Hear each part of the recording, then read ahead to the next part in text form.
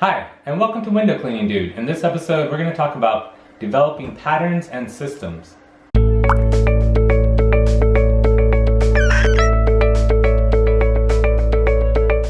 So being new to window cleaning, one of the things you need to know about is developing a good pattern or system for your methodology in terms of how you're going to go about cleaning your windows.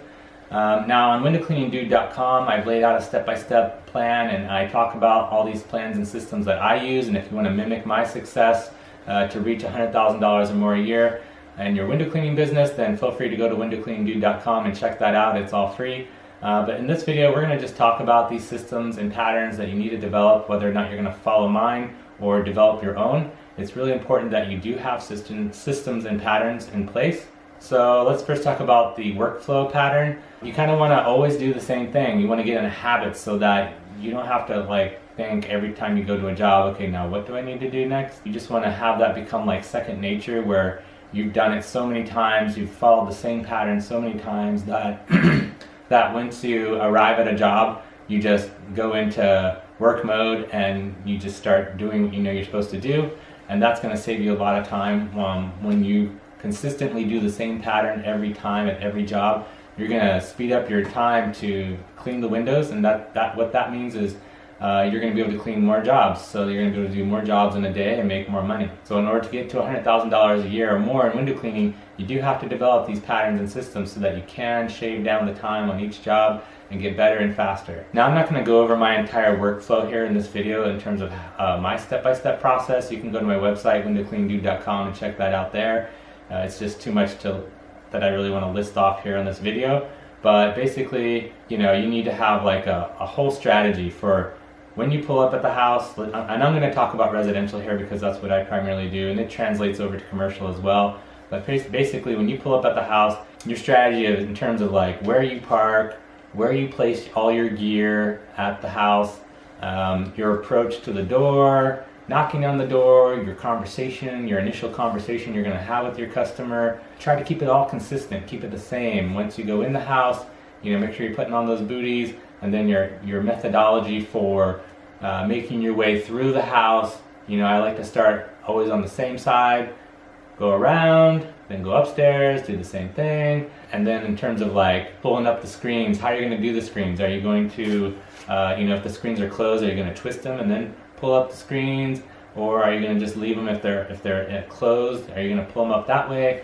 You need to be thinking about those sorts of things and always be consistent so that your pattern's always the same. Popping out the screens, are you going to lock the window? You need to not lock the window, really, and that's something that's going to save you time. But if you could get in a bad habit of shutting the window and locking it all the time, or then sometimes you're shutting it and locking it and sometimes you're not. You want to try to develop good patterns and habits, and then just coming back outside and then collecting the screens and where you're placing the screens and washing them and cleaning them, and just on and on and on, right? The whole process. If you go to windowcleaningdude.com, I go through all that stuff there, and you can watch what I do, and then you can mimic it if you want, or you can do what you want to do. But just make sure that you're developing a habit, a pattern, a system that you're always going to follow, that you're always going to do, so that you can get faster at it and perfect it.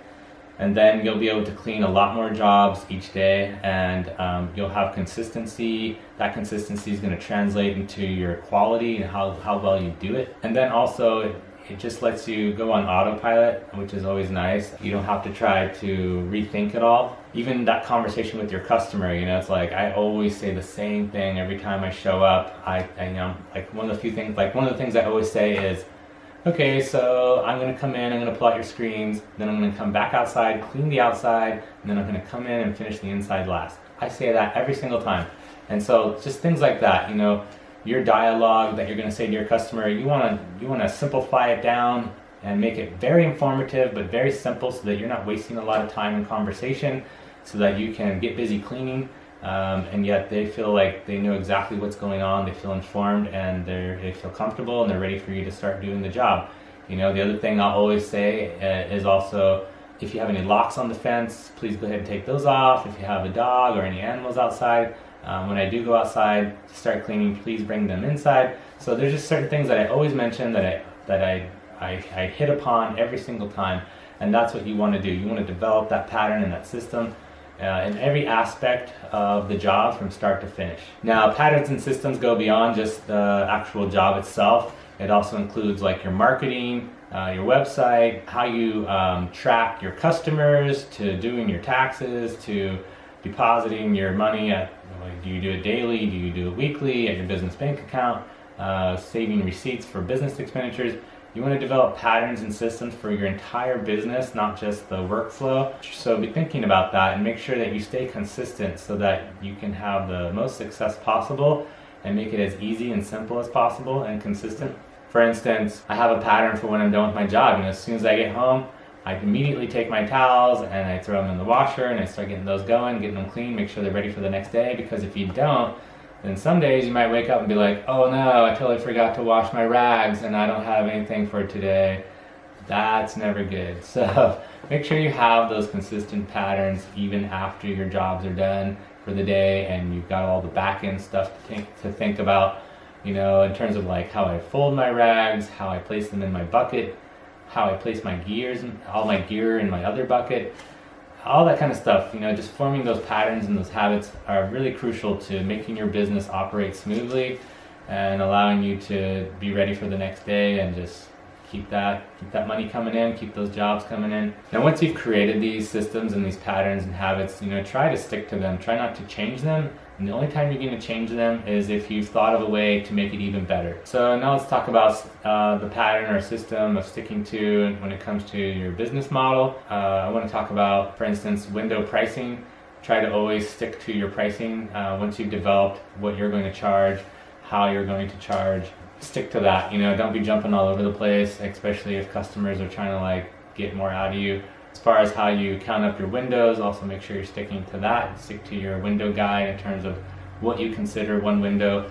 Don't let people try to manipulate you or pressure you in terms of how you count windows or how you charge. You know, you need to stick to your system that you set up so that they understand that, hey, this is how it is.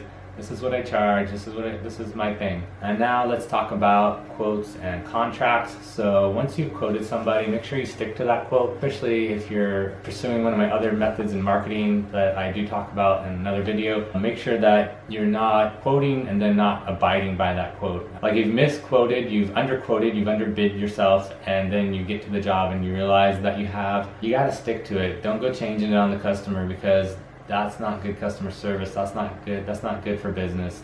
They're not going to be happy about that. Now, if they want to be a repeat customer in the future, the next time you can be like, you know, I totally underbid you, underquoted you the last time I did your place, so I'm not going to be able to do it for that price this time. This is what it will be. And then they will either work with you or they won't. Same with the contract. Like if you have a contract with a commercial building and you've underbid, then you're going to have to stick to it. That's where bonding and insurance is going to come in, is that if you don't complete a job, you actually can have that be taken up on your liability insurance or your bonding.